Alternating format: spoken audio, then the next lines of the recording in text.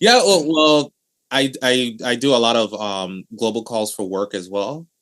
And one of my biggest fears, I think sometimes I wake up in the middle of the night Ah, fearing is getting on the call and missing something, or oh, I'm late and everybody's waiting for me. And this is my it would just happen just now. So thanks guys. My fear just came through. Anyway, well, at so least it happened with family. yeah, well, it's all in love. It's all in love.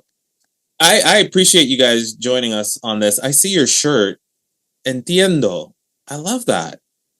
Yeah, so it's a funny story because I have another one that says "No entiendo," and so I posted it. I made a little video with our kid, and one of our girlfriends here from Spain wrote me, and she was like, "Honey, no, pero tú entiendes," and I was like, "No, you get it, no entiendo." She's like, "No, in Spain, that's how we say. You know how in the U.S. we Yeah. say, do you think they need? Do you think she knows Dorothy to figure out if someone's like queer or not?"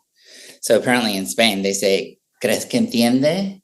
Entiende o no entiende?" So their whole thing is like, "Sí, I'm queer. Sí entiendo." I like that. You're gonna have Like, to. I don't know. I want one. That's where I'm at. it's cute, right? Oh, I'll send you the link. And I like the logo, the way that the logo is designed, because it looks like the Nintendo logo. I'm sure Yeah, that's on purpose. Also, I know yeah. people on the podcast can't see what I'm looking at, but if you go to their Instagram, you'll find it. It's a really cool shot. Welcome to Fathernetics, Fatherhood Unfiltered. I'm Jamil. Welcome to the podcast. You can never find somebody do it like me. I'ma turn it all the way up, cause it kamikaze. Go ahead and try, baby. You are gonna. Anyway, so let's do a quick introduction about yourselves, where you live, because your home looks amazing, very comfortable. I wish I could like sleep on a couch back there somewhere. But who wants to start? Okay, I'm Kim. I'm the partner of Aldo. I'm responsible of him living in the Netherlands now. I could not get a permit to stay with Aldo in the US. That was impossible at that moment, more than 10 years ago. So after a few years in a relationship of a long distance relationship, we thought, yeah, this is not working anymore. We have to deal with it and do something now.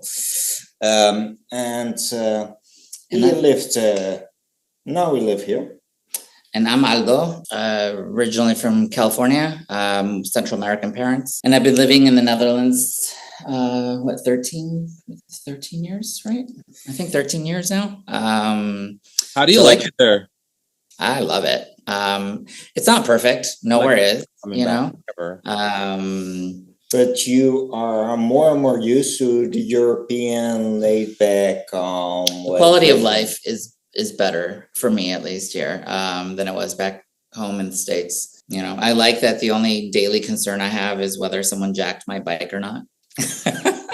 Okay, so let me ask you this: in comparison to the United States, the LGBTQ community there, what would you say is the difference? More people, more outgoing, more comfortable, or is it the opposite?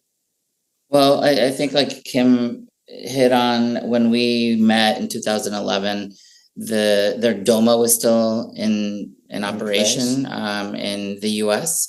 And so as a US citizen, I was not able to marry a same-sex foreigner.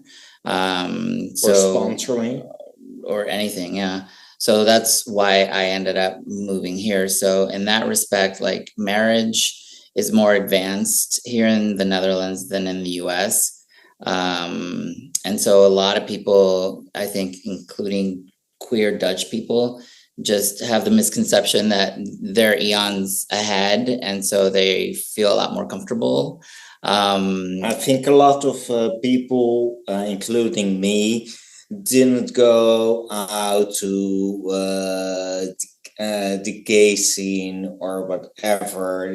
Just felt too comfortable in the straight scene. And because I liked it because it was much more diverse and everyone is accepted, at least when you live in a big city like we do.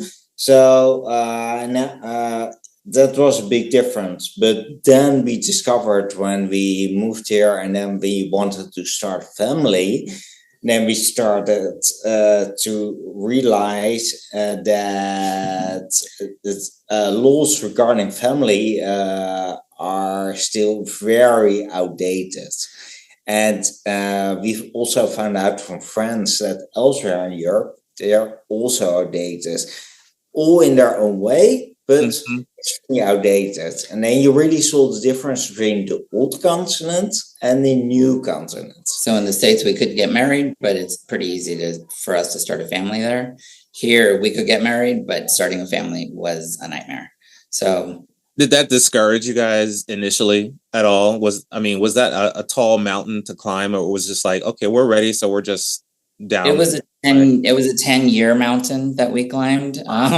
It took us 10 years before our baby finally arrived. We first looked at a lot of other possibilities before we ended with surrogacy. Yeah. And but we talked about being dads on our very first date. I mean, we met when we were like 33, so we weren't kids anymore. Years ago. Yeah, no worries. And so like being dads was always, at least for me, it was always top priority. I always said to him, like, I want to be someone's dad more so than someone's husband. And so we naively moved here thinking, marriage law was advanced, so family law would be equally as advanced. And when we submitted our paperwork for adoption, which was always our plan A, growing up, we never dreamed of even being able to get married, Right.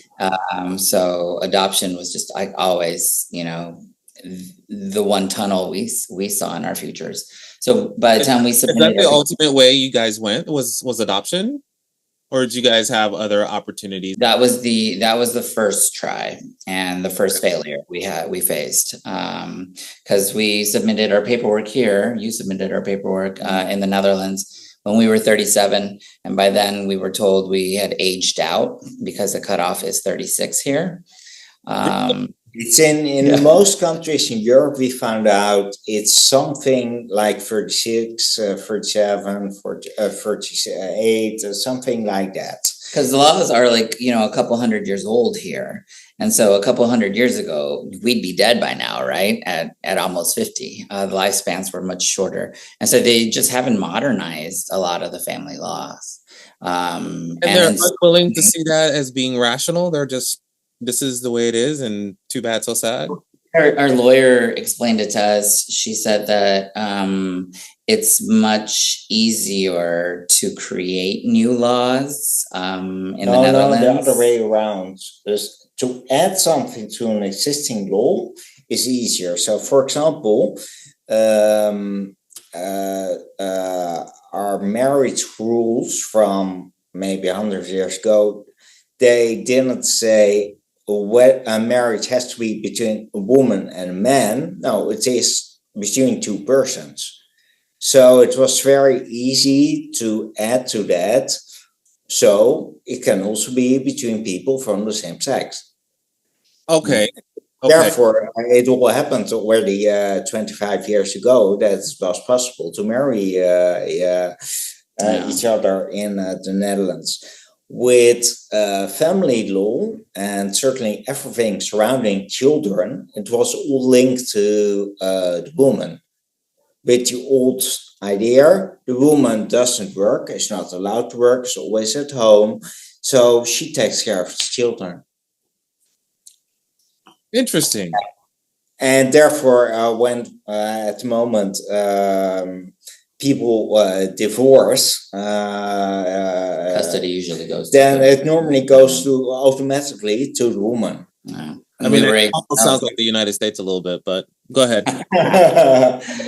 So when we were denied for adoption, she said she gave us 3 red flags. So first, we were too old at 37. Second, Kim is a cancer survivor, which in the Netherlands is an automatic disqualifier for adoption. Third, she said, you guys are gay. It's legal for queer people to adopt here, but there aren't a whole lot of Dutch babies that need to be adopted. So we have to get babies from neighboring countries. outside prioritize. like Poland, Russia, Right. and yeah, there they don't really like Queer people. same-sex people. So she says your only option would be to do an international adoption with the U.S. However, the U.S. keeps all of its quote unquote healthy babies for national adoption and only sends out its special needs quote unquote babies for international adoption. It's going to cost you somewhere around 800 to or 80,000 to 100,000 euro just in legal fees, right, between here and there, and flights and interviews and house visits and all this. And then you're going to have a baby with any kind of number of needs that you're going to need to, help them through. So you better have another chunk of money in your other back pocket. And we were like, who has this kind of money? We don't. So she says, Aldo, you're a U.S. citizen. Why don't you just adopt one of the quote unquote healthy babies in the States? And so my mom was still alive back then, and we would travel every year to visit her. And while we did, we went to interview at 3 different adoption agencies in California. And all 3 said the same thing. They were like, oh, you guys are old? No problem. Oh, you had cancer? No problem.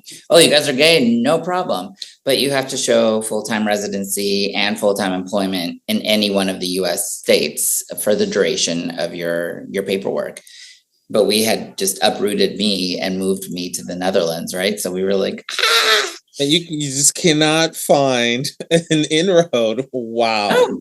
And so I freaked out on Kim, and I was like, okay, you have 6 months to figure out a plan B in your country. If not, I'm moving back to California, because there apparently I can adopt even as an old queer single man. And that's what I want to be as a dad. So whether you come with me or not, I'm doing it. You've got 6 months. And so he got to looking for queer options here. And then I found a queer association in Amsterdam trying to match people to have a co-parenting situation. So that mostly were single straight women. Pushing 40. We were all pushing 40. And then it was interesting to try to create a sort of family. So we tried that, which we never considered. We never thought that was even an option, like the co-parenting option. We assumed we'd be meeting lesbian couples. But like Kim said, everyone, because they group you by your zip code, right? Because the idea is for the kid to be able to ride their little bikes from your house to their other home. And so everyone in our zip code was, single, straight, and female. Are they trying to encourage, or is it legally mandated to live that close? Are they trying to keep all the families close? It's not legally, man. No, it's practically oriented. Yeah. And the reason is that we looked into this thing and not surrogacy, that at that moment, surrogacy within the Netherlands itself wasn't allowed. You were completely allowed to do it somewhere else, in Canada or in somewhere in the East Bloc, that straight couples can go to, of course. We as same-sex couple can't. But we never thought of that because, first of all, we wanted to thought there are enough children on the world that need to be helped. So that's why we looked into adoption first, and then the co-parenting things. We thought that also sounds like a very natural way. And then finally that didn't work out. But we matched with a single woman who was looking to do co-parenting.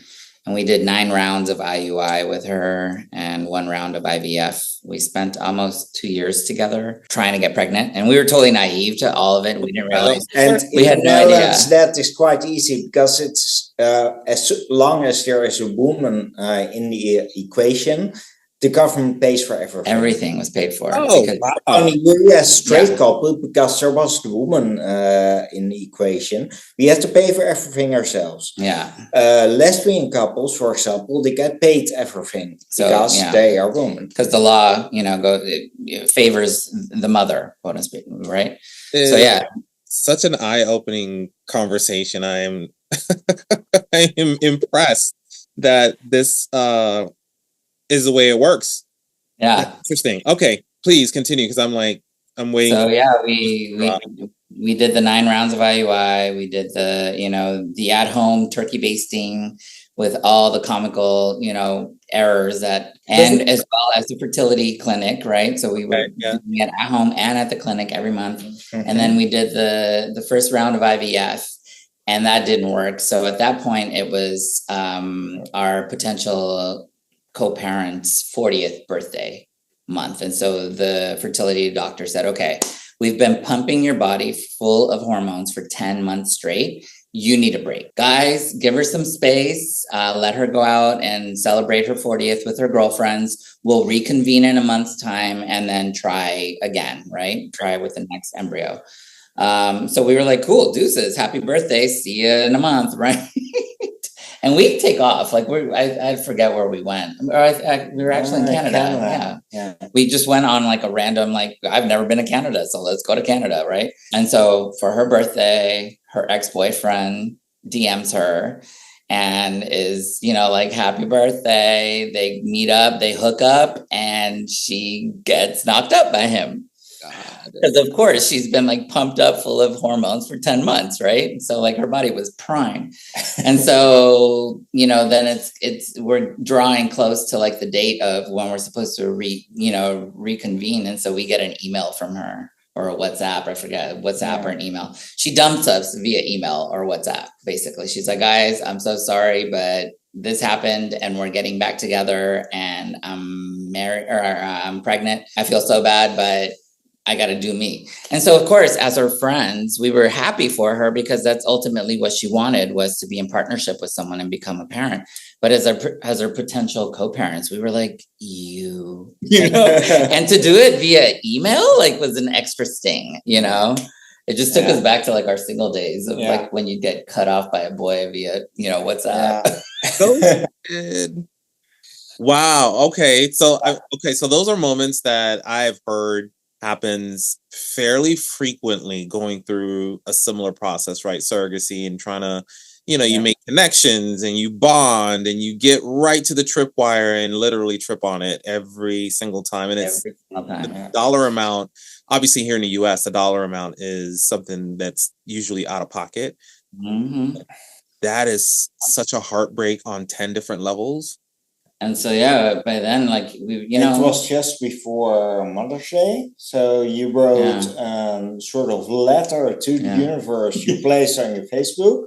Yeah, it was, you're right. It was, she dumped us around Mother's Day. And so we've been dreaming and almost tasting it. We were so close for, 10 tries that we did. We had names picked out. We had schools picked out. We, we had the whole thing drawn up in our little brains. So out of desperation, I just sat down and I sent out a happy Mother's Day to all the women that we knew with an email address, and tagged along was an SOS, in case anybody who's willing to be an egg donor or a surrogate or has ever considered it, please pass our email along to them and maybe they can reach out to us. And so through that email chain, via friends of friends of friends, we got connected to somebody in Bristol in the UK who was raised by 2 moms and was a straight woman and had finished having her own family, but she wanted to be a surrogate and help a same-sex family, she says, because she saw how hard it was for her moms to have her little brother when they wanted a second child. And so she said, I promised myself when I was done with my own family, I would help someone else. And so she reached out to us. We started flying out to Bristol in the UK, every month, we found the clinic, paid the clinic, found lawyers, paid the lawyers. In the UK, they have a beautiful system. They're modernizing their old law, the old family law. And that's great, but after some time, we're already ready to start making the embryos. At that moment, our lawyers there in the UK, they found a problem and they said, you do not only need family law, but also immigration law, because you're not living in the UK. So the child has to go over a border, and our immigration law is still from the 16th century. And so they said the problem is you don't live in the British Commonwealth. Therefore, it will be a criminal offense when you take the baby over the border. Yeah. Oh my God. And you know, there's a British Commonwealth like everywhere except for where you Yeah, exactly. So so she says, you know, like, I'm happy, and thank her for being so transparent with us, right? Because she says, I'm happy to keep taking your money, but this is going to be a long legal battle for you. So if I were you, I'd look to Canada, because Canada has taken our altruistic model from the UK and improved on it, because they opened it up to the international market. Versus we are limited to, you know, British citizens. And so that's when we started considering Canada. And by then we'd only had a presence on Facebook. We were in like every surrogacy, you know, Facebook group that you can think of, just in the background, like reading people's comments and trying to understand, you know, like what the Q's and A's were out there, because it was all new to us, right? Yeah. So let me ask you about Facebook real quick. I'll take a quick little, because I'm not in Facebook a lot at all. And you're younger than we are. Yeah, we get it. That's not where I'm 45. Okay. Yeah, thanks.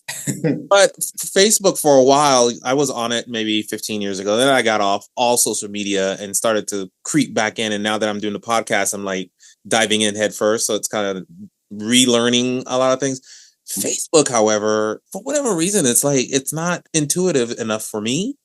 So you guys, you're shaking your head. So it's not just me. I wanted to make sure I wasn't like misreading, because I do want to get into those forums and those groups and start having conversations and find other LGBTQ parents who are looking to go down the same journey and need that type of encouragement. Like hearing your stories will encourage them to say, hey, you know, it took you 5 years. It didn't take you 10 years, or it took you 15 years. Here are the things that you can do to kind of be aware. Exactly. And for the stories and sharing information, Facebook works perfect. But it's finding all the people that you need to make it all happen. For that, you might want to step outside of Facebook, because it's a little bit outdated. Yeah, that's what our nephews and nieces would tell us. They were like, okay, so you guys have been trying on Facebook for so long. It's not working because Facebook is just full of old people like you guys. If you're going to go down the surrogacy road, you're going to need a young woman with fresh eggs. She's not going to be on Facebook. She's going to be on Instagram. She's going to be on TikTok. You need another woman to carry the baby who's young enough and healthy enough to do so. She also is not going to be on Facebook. She's going to be on Instagram. And I was like, honey, I don't have time to be learning all these new platforms. And they were like, do you want a baby or not? And I was like, okay. So there I go, YouTube. Like, how do you use Instagram? How do you use TikTok, right? Because Facebook, sure, it's great in terms of the groups, but it's all text. And so everybody is, you know, typing up their sagas of their stories. And the resumes. Yeah, because at that point, our story was like, you know, 6 years old, you know, and so it was a long piece of text. Yeah. So good luck finding someone who's willing to read through all that, right? Yeah. And the visual communication, is so much stronger. So yeah. And so that's when we started posting TikTok and Instagram are much more work so much better. A lot. You're able to like convey more, right? And that little minute. It depends, sorry to interrupt you, but it depends, of course, on where you are dealing, in Canada or in one of the states of the US, which all have their own different rules, etc. Right. And in Canada in general, intended parents, they have to present themselves, and then The donor and the surrogate. donor and the surrogate, they may choose. So you have to present yourself, and there is much more demand there for surrogacy than there are donors and surrogates available. So you really have to be thinking of your marketing and all those sorts. Yeah, we started posting during the lockdown. So that was April. 2020, I think we started in. Because we were like, well, we're locked down. They're going to be locked down. Everyone's on their phones. This is like prime time to like start marketing ourselves, basically, right? And then we thought, okay, everybody seems to be doing it in the same way, the same resume, and let's do it completely different. Let's make funny movies. Let's have shorts of our friends saying something about who we are, and things like that, showing our daily life routine, and just kind of being our dorky selves. Yeah. And those videos just kind of like started like making their way around. I'll never understand how these algorithms work, but like, we would do like hashtag Canada, hashtag surrogacy in Canada, blah, blah, like all it's Canada. And we'd get like all kinds of DMs all the time. Like, hey, can we set up a Zoom? You guys sound interesting. Let's see if, if we vibe and blah, blah, blah. And so we were like meeting women left and right. We had to like, create little Excel spreadsheets to like keep track of like who was who and who we liked and who liked us and who we had second dates with. Yeah. I say marketing, which makes it more clinical. And I think, for us, it's like a clinical process. You have to have gone through the planning, the exercising, the Excel spreadsheet, the who and the when, and, is this better? Is that better? It's so planned for LGBTQ couples. Whereas, as you mentioned before, the young lady that you knew, she went out one night, had 2 glasses of wine, and she's pregnant. And you guys, 10 years, spreadsheets, paperwork.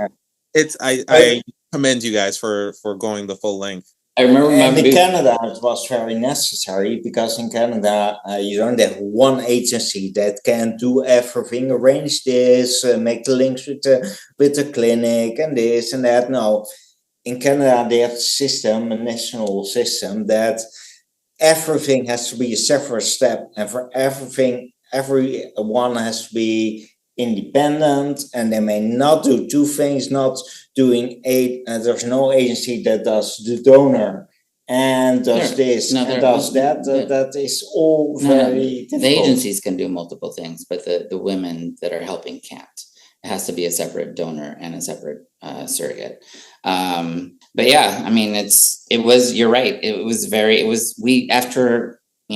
After a number of years, we realized that we had to like take our heart out of it to a certain extent and just manage it like a project, like any project that you would manage, right? Because there's just like a multitude of steps. And at that point, that was the 3rd country that we were trying in, and so we felt like we were like little paralegals at that point, because we had to make sure we understood to our limited capacity what the red tape was, right, in each country, and whether we'd be able to like bring our child home or not, and like you said, the multitude of steps. But once we hit TikTok, like truly, like that was such a game changer. It's a game changer. I mean, like I said, we were in the lockdown when we posted our first video, and our kid arrived in 2023. So had we known about the internets, back in the day, right? Because all of this really just how do you know? That's why we always say, like, we're happy to share a story, because it's a tale of what not to do. We tell people, like, we wish. I mean, and we interviewed people, like every gay dad that would answer our messages. We spent time with people, like local people. We'd be like, can we buy you dinner? Can we pick your brain? Like, how did you do it? Like, what did you do? What worked? What didn't? So it wasn't like we were going in completely blind, but like life just happens, right? But yeah, going back to what you just said about, like the going to the bar and then straight people can just get lucky that way. I remember my mom, before she died, she would always yell at me. She'd be like, "Te lo dije." I told you, just like go out and get drunk one day and forget that you're gay and just like, hook up with a woman. And I'm like, Mom, that's not how it works though. Ain't no amount of liquor, Give me my grandbaby. Okay, so Canada, when you guys finally decided to settle, I'm assuming settle with Canada. Let's go back there. Yeah, so instinctively, I gravitated towards the U.S., right? Because I was like, oh, like that would make perfect sense. If we find a surrogate in the U.S., my mom was still alive, right? And so I was like, we're flying there all the time anyway. We could just, like stop in whatever state she happens to be in. But when we started looking at the prices, we were like, whoa, like we can't afford that anymore. Like we've invested so much money for so many years prior already, right? Yeah. So for international IPs, it's something like $150,000 or something. Oh, it was because back then. you need in comparison with domestic surrogacy, you need so many insurances, and there are 10,000 euros that go into legal fees on both sides of the Atlantic. So so Canada was just based because they're an altruistic model, and so money exchange between the IPs and the donor, money exchange between the IPs and the surrogate is not allowed, or at least it wasn't when we were starting our journey. We were like, okay, like Canada is it for us. And it just so happened that, our videos landed in the right phones and It was just time. Yeah. We just clicked really quickly, and we got pregnant. It was like around Christmas of 2022. Yeah. At that point, of course, we had tried with, I think 2 or 3 different potential surrogates, but folks were not. This time where you're like, okay, guardrails are up. Oh, hella hesitant. Yeah. Like, oh yeah. We were like, and we take turns, of course. Well, being of course, realistic. we were still careful. Yeah. Because we thought anything can happen, and everything has happened already. So you're not going to fool us twice, right? And so yeah, we were extremely cautiously optimistic, right? And we had matched with like I said earlier, we had matched with a ton of folks who were interested in helping us, and some didn't pass the screenings that the fertility centers have. Others didn't pass the screenings that the agencies had. Some, I remember, like we'd meet women that were like, oh, like I really want to do this and help you guys. You guys seem rad. Then they found out it didn't work out so well for them, with their work or the partner, or they hadn't discussed it with their husbands, right? And we were like, oh honey, like that's the first step, right? Yeah, like don't break up your happy home to help us, right? But yeah, so it and we had, I think we made 10 little embryos, and we started doing the transfers, and it was like the 5th. Fourth or fifth that we transferred. That was it. And I remember, like, even when we like flew to Canada, right? So like we're doing everything remotely, right? So we only wanted to work with an egg donor and a surrogate who was willing to be in touch with us, with the idea that hopefully we would create a friendship, ideally, if not just at least some sort of bond, right? Yeah. The Canadian government is encourages us very much that everything is open, and that the child later on knows exactly which persons were responsible and they're related to. There's a paper trail, yeah. And we live in the Netherlands, and in the Netherlands it's really in the law that it has to be completely open. Yeah, it didn't really feel real, because it was this, right? It was connecting with her. We were at every appointment, but it was through our little phone or on the computer, right? So it felt virtual, right? We weren't able to like be in the same spaces physically all the time because of the distance, right? And so when we finally flew, and the situation was we were in Corona, and Canada was one of the only countries that was still in lockdown, and foreigners were not allowed in.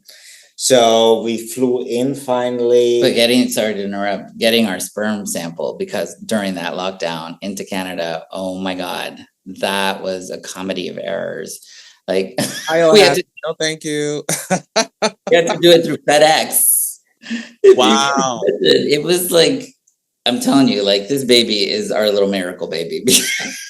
Everybody's like, okay, what are you trying to send, and why do you need dry ice? I made her a photo album of how the making of. There is the picture of the FedEx guy that coming to FedEx collect the box with our sperm and blood samples in it, and cooling elements. Living in today's time, one of the things that I love is being able to capture all of these moments so they can see it. It's like we try to remember your childhood without, the skipping through the generations. But now it's like everything's recorded. Like you're going to sit and watch your entire life. Like I'm sure it happened to you. Like it happened to both of us. You'd be looking through your baby album and they're like, oh, there's like 70 pages of me as a baby. And then boom, I'm 5 years old. I'm like, what happened between that, right? So yeah, we flew over to Canada and we did a little like retreat the year before we got before we started pregnant. But at the moment, everyone was found. We thought, okay, now's the moment to go into retreat. Just a weekend. We rented a cabin in the forest. They have lots of those in Canada. It was very nice. And we just spent the weekend to meet together. them with their families. The donor and her boyfriend and the surrogate and her family. And only then we felt really okay with going further. And they also, so... Yeah, because we were like, we want to make sure that you are 100% comfortable with us, right? This is who you're helping. We're not just on your video screen. We're people. We have flaws, and this is our quirky selves. Like, just make sure that we're all on the same page. And we spent a weekend together, and it was lovely. And then after that weekend, it felt like, boom, like let's go. Like everybody was like 100% on board. Hats off to the boyfriend. Perhaps he doesn't get mentioned a lot because I know a lot of this is straight couples sometimes, and sometimes they're married. And it's like, it's amazing that the women are doing this, but they also have partners and families and all that stuff that's like, yeah, let's do it together. So hats off. 100%. 100%. Yeah. And he's such with a rad some guy. it was easy because they already had been surrogates before. Right. It seems that for the women that had done that, already had been surrogates, it gives them a very empowering feeling, and they want to do it again often. So we got pregnant soon after, and then we flew over in August of 2023, 2 weeks before the due date, because the law requires you to be there 2 weeks before, because babies come when they want to come. We got a little Airbnb about 30 minutes away from the surrogate because we wanted her to like have her own space. We didn't want to make her feel like we were invading her world too much. And when it came to like the hospital, we said, well, do you want us to get our own room? Do you want to have adjacent rooms? Do you want us on a different floor? Like whatever you want, we'll do. Right. And so she was like, no, like I want to share a family room with you guys. And so we did. We had they brought in 2 little extra beds for us, and she was on one side of the room. We were on the other. She was kind enough to breastfeed. At the hospital, and then she pumped for us. And we were in Canada for a total of like 6 weeks before we came home. Yeah. And it was bliss. That was blissful. Like, our surrogate came to our Airbnb. She brought her mom, her kids. We met her older sister. It was cool. It was awesome. Our donor came. We did a newborn photo shoot with our baby. So, we have pictures of her with. And before 2 days before the We did a maternity date shoot and with a few Amanda. days after. Yeah. Yeah, so we have pictures. So sprinkled a little gayness, right? So we had Yeah, to do with everybody. And we always told them, like, well, our baby's gonna know you both as her two fairy godmothers, because she wouldn't be here without the two of you. And so even when we were picking out her name, we wanted a 4-letter name to represent the 4 of us, right? And so we were just playing, like, That's very thoughtful. With the letters until Kim came up with her name. So yeah, the 4 of us are represented in her name, because we want to be, obviously we needed help. We're 2 men, and this is your story, right? Is going to be our approach. Yeah, and I think as gay men, we can be open about it. It's clear that we can't make a baby ourselves. I mean, we tried. It wasn't for not trying, right? That's true. That's true. But I think most people are able to understand that we need some extra extra help. Where do you, Aldo, I'll ask you first, where do you think you've gotten your fatherhood kind of close from? Are you close to your dad, not close to your dad? What makes you a father today? I love that question. Like, I can honestly remember being a little kid, I don't know, elementary school, maybe before elementary school. People would, I'm the youngest of five kids. So my older siblings were very school driven, and they were the kind of kids that, like, they knew what their careers were going to be, and they talked about it all the time. And so people would always ask me, well, Aldo, what do you want to be when you grow up? And I'd always be like, a mommy. And people would be like, well, honey, you can't be a mommy. And I'm like, why not?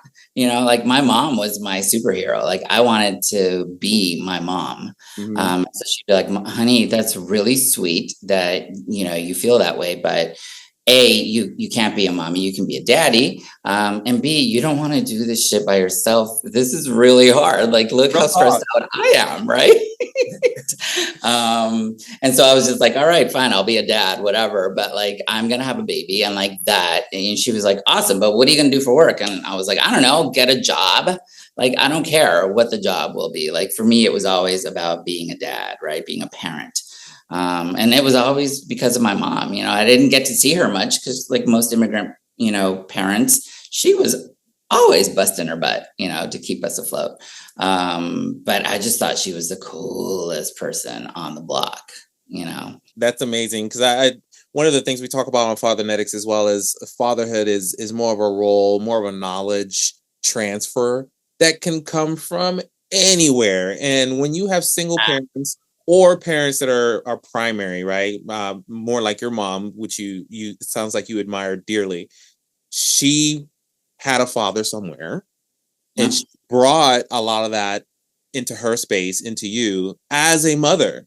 So I think that's always important to kind of highlight. It's not always the male figure that brings in the fatherhood component. Now, granted, there are some elements there, right, that can't be avoided, but it doesn't preclude you from having that fatherhood je ne sais quoi, if you will. Yeah, I mean, once I got older and I really understood the dynamics of between my father and I and his role in our family, I remember thinking to myself, like, I'm never going to be that kind of father. Like, I'm going to be the kind of father I wished I would have had. So he did have some influence in me in that respect, right? Like, and I think there's value in that too, right? Because we always know that I don't want to do that. I don't want to do that. It enhances your ability to see that for your kid. So I can certainly appreciate that. And in my case, was mostly because I was ill as a child, had a brain tumor, and so we're 25 years ago now. But listen, congratulations on being in remission. This is fantastic. So kudos. Your life continues after a thing. You also always have to think of what can I do, and life has so many nice things that there are great things to do. Brought me to wanting to be daddy was seeing how my parents were able to deal with that. Me going in the hospital, out of the hospital, in of the hospital, out of the hospital, and all the medical treatment and all that stuff. And that must be so extremely difficult for parents. Because now that you're a dad, you're like, I get it. Yeah, so then I thought, wow, I'm really proud of my parents of doing that, and I get the possibility to become that myself. I think that is one of the most beautiful things in life, being there for the child. Hopefully, they never have to deal with those sort of things, but at least you're there for them. You are everything for that little one. I love that because it's such a light bulb moment, right? You've done 10 years of trying to get the kid, and as soon as you have the kid, you're drenched in a completely different life that you have no opportunity to plan for. All the planning goes out the window. There's no other reasoning behind my life now. I remember that one is. Do you remember when we were still in the hospital? She's a newborn, and Kim got to do the skin to skin first, right? And you're holding her, and you're like in bliss, like I'd never seen you before. And he looks at me, and he's like, what do we do now? Like, I feel like the 10 years of stress of getting to this point just lifted off my shoulder. I don't have any stress anymore. How do you live without stress? And I was like, oh, honey, please, like, give it a couple days. Like, we're going to be living under a different cloud of stress now. Yeah. Now she's almost 2 and running around and all that. Oh, my God. Okay. That's a good point as well. As like you've just cleared out an entire room of dealing with the paperwork and the rigor, and so now you get to fill that with all of the moments that you have with your kid. What's your favorite so far? What would you say? I know there's probably like a top 10, but let's pick one out of that. Well, we recently just came out of the legal battle with the Dutch government, because when we arrived with her, we didn't realize there would be like a whole new battle to fight as 2 gay men with a baby in the Netherlands, or at least in our municipality. The thing is, this dealing with immigration, because the old system of the immigration, the internal laws are okay. So if you would adopt here or anything, there's no problem at all. Being same-sex couple have all the rights, exactly the same as straight couples. No problem at all. That's normal. But the immigration laws are still outdated. So there was a lot of problem, and accepting decisions that the Canadian court has made and things like that. Then there had to be a court case here in the Netherlands to officially accept those things before they could be put in the Dutch system. And that took 2 years, and all that time she was on paper an orphan. Yeah, she was registered as parentless in the Netherlands, and neither of us were her parent. And I need your story to calm down. I'm you, right? That gives a lot of complications. Who has the parental rights? No one. And so every who time can decide for her when we are in the hospital? No one. Like if we drop dead, what happens to her? If we break up, what happens to her? Right? And we were just pissed because we're like, we felt robbed. We're like, we finally have this baby that we've been wanting for 10 years. And in this period where you get to be blissful with your baby, we're still fighting in court just to be her dad's. Are you effing kidding? And this is supposed to be the Netherlands, right? Like the most queer friendly, country in the world. They're talk about marketing. Wow, their marketing team is brilliant. For real. But yeah, we just finally got all the paperwork sorted out. She's about to be 2 in a couple of weeks. So it was 2 years of that hell. And those 2 years were a lot more stressful than the 10 years it took to make her, right? Because she was now here, right? Her first birthday. What was her first birthday like? Oh, it was tiny. It was, we were in France at Kim's dad's house, Opa. He's the last living grandparent that she has. And a couple friends came to visit and hang out with her. And we just kind of like, just hung out, and she was one. So it was beautiful. It was tiny. It was sweet. Yeah, one is really they don't remember anything. So you just make it a day nice with your own friends to celebrate it. And, we're throwing her first little like proper birthday party, for her second with, a bunch of her little friends.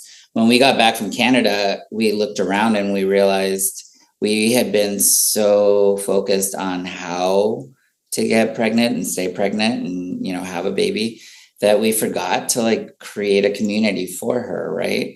So we looked around, and sure, of course we had tons of straight friends with babies, but like no queer people. Right. And we were like, oh shit. So I started looking around, and of course there are like Dutch speaking queer parent groups, but my Dutch is not 100%. And I didn't want it to feel like homework to just like be in a parent group. So I thought, okay, I'm just going to start my own little like English speaking queer parent group.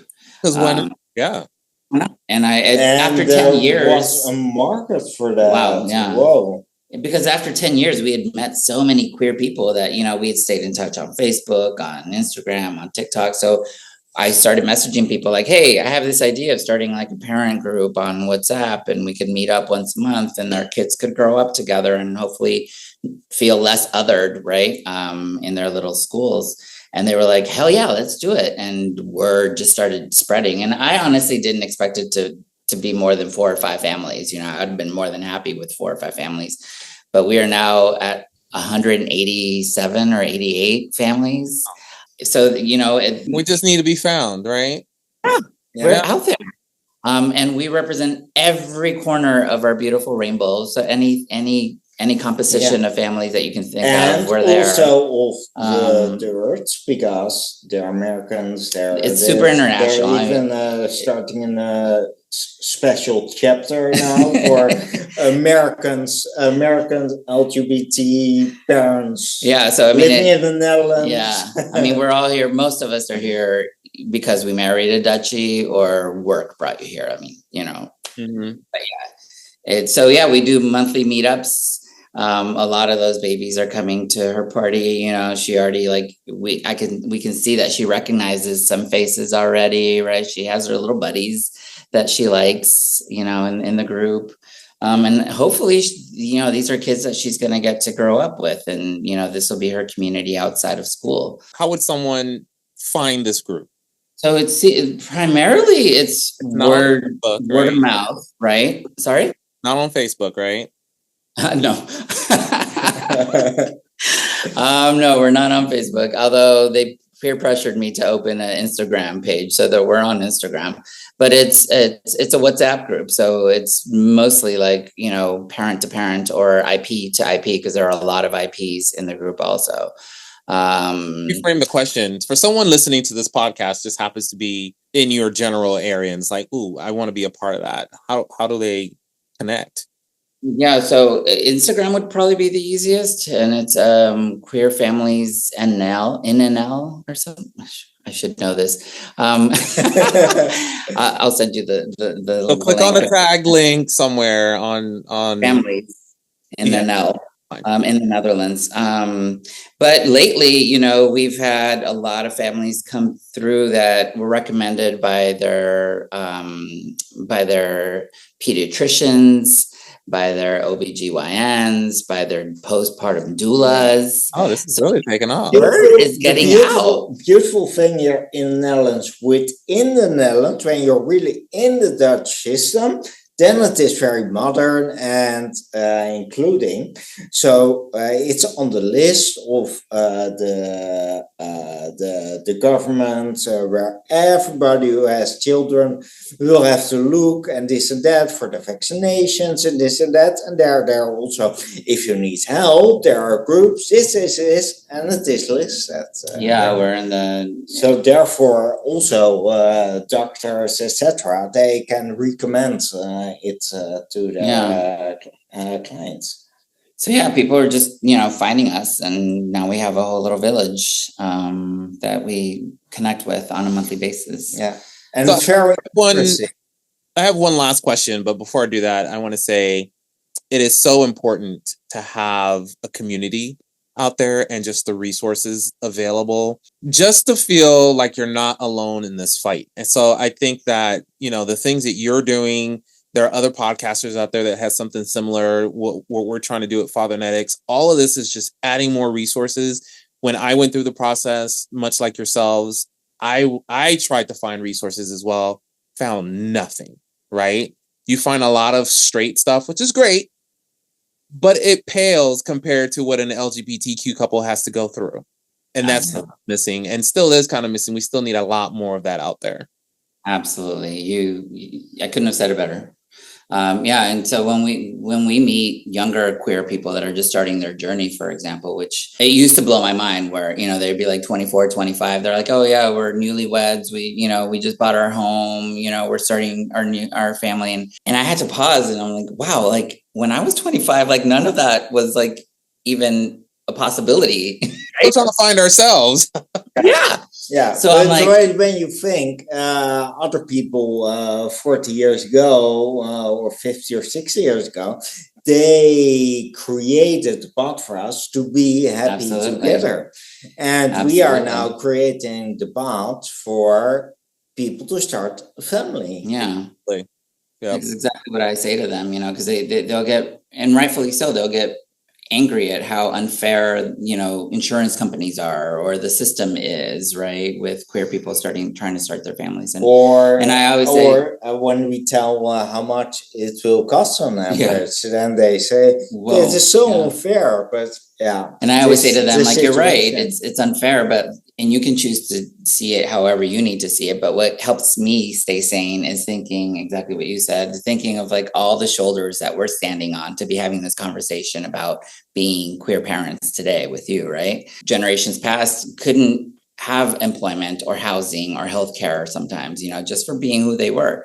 So maybe it's up to our generation to create these bridges, right, with each other, to create communities, like you said, so that people feel less isolated, and hopefully start pushing, the politicians that create unnecessary bottlenecks for us, right, to modernize laws so that when you do come home with your baby and you are a brand new queer family, you don't have to, put on your, your advocate hat in addition to deal with all the law and just and have things, child protection and things like that, and be able to just be dads and not have to like fight tooth and nail, right? So it's a blessing that they now have an opportunity to complain about the insurance company, because 20 years ago you wouldn't be complaining because it didn't exist. So it's like, yes, please do complain about it. Let's move that forward.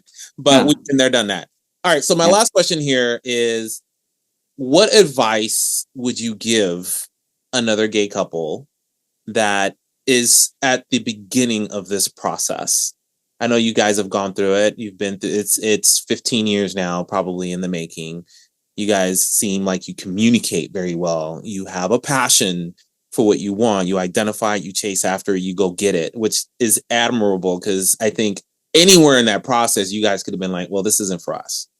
I would say keep strong, keep going for it. It's a beautiful thing, being parents. And it might seem a very difficult path to go through, but there is an end at the tunnel. And it is beautiful. It's paradise being parents, and I would say keep going. I always tell people, if they are in partnership or, and if they're trying to do this with other people, right?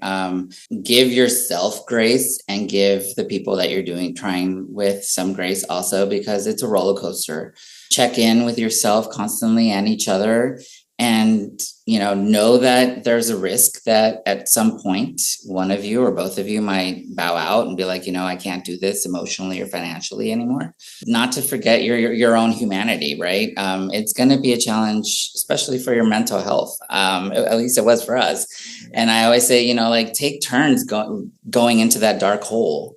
Give yourself some time to be in that hole and be depressed when shit doesn't go the way it did in your Excel spreadsheet, right? I always tell them, please, whatever you do, just don't both go down the hole at the same time. Like, take turns, because one of you always has to be the cheerleader to pull the other one out and be like, yo, I'm tapping in. I need to go in the hole now for a minute, and don't bother me until I'm done, right? And so it's just that gracefulness of allowing yourself and each other those ups and downs, because it's going to be taxing. And I think, at least in our experience, it made us a better unit, made us a better relationship, having had all those blockages and coming out stronger. Trauma bonding, right? Absolutely. And finding a good therapist too, to help you through it. That's what I always tell people. Well, this is fantastic. I didn't know what I was walking into with you guys, but this story is phenomenal. I mean, write a book, make a mini series, talk to Netflix. Let's do something with that, because this is always tell us that, like, you need to, this needs to be a documentary. And we're like, if you know anybody, we have no idea how that world works. So if you know anybody, let us know who to talk to. Somehow, I think if you really wanted to make it happen, you guys would find a way. You guys seem to be that type of couple. So fantastic. So again, I want to say thank you to both of you guys for spending some time with me. I think this story is going to resonate with so many people, as it already has in your corner of the world. But over here, across the pond, if you will, is something that we need to hear as well and be encouraged on a daily basis. So kudos. Congratulations again. I know it's late coming, 2 years, but still, I mean, you've got another 30 to go. Absolutely. We're that couple that's constantly celebrating something. So thank you. You could never find somebody do it like me. I'ma turn it all the way up, cause it coming